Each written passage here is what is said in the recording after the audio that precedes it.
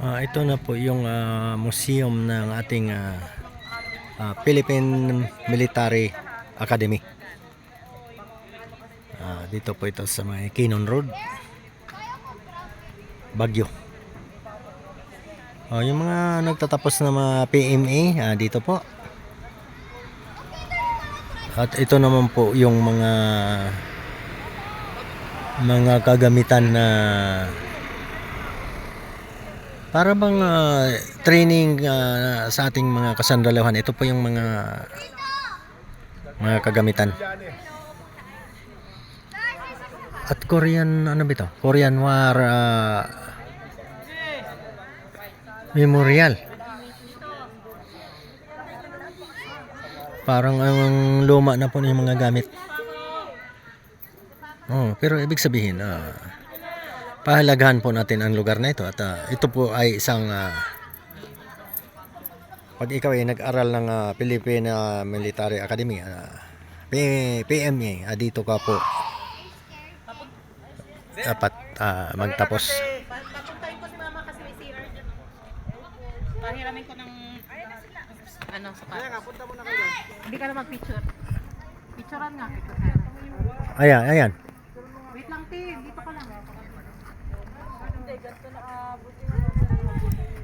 Pati itong mga bata parang ano, gusto mo ba di bibitintayin? Saan? Nahulog.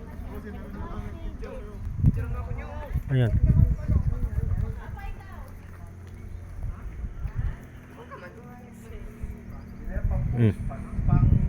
Dinadayo po talaga to, lalo kung ikaw ay pangarap mo maging sundalo, ay tinutur po ang mga estudyante dito. Kaya po marami pong tao. Lalo na kung mayroong parangal dito, pupunta po dito ang ating mga opisyal para po parangalan ng ating graduate ng PMA, Philippine Military Academy. Siyempre parang ito naman ang lahat ng pumupunta dito ay gusto rin pong magsundalo. Ako gusto ko lang din pong maipakita sa inyo kung saan ba naroroon ang Philippine Military Academy. Dito po sa Baguio. Dati doon yan sa may malapit lang sa city. Ngayon medyo malayo na po ito. Ito na po yung bagong PMA, Philippine Military Academy. Maraming salamat po.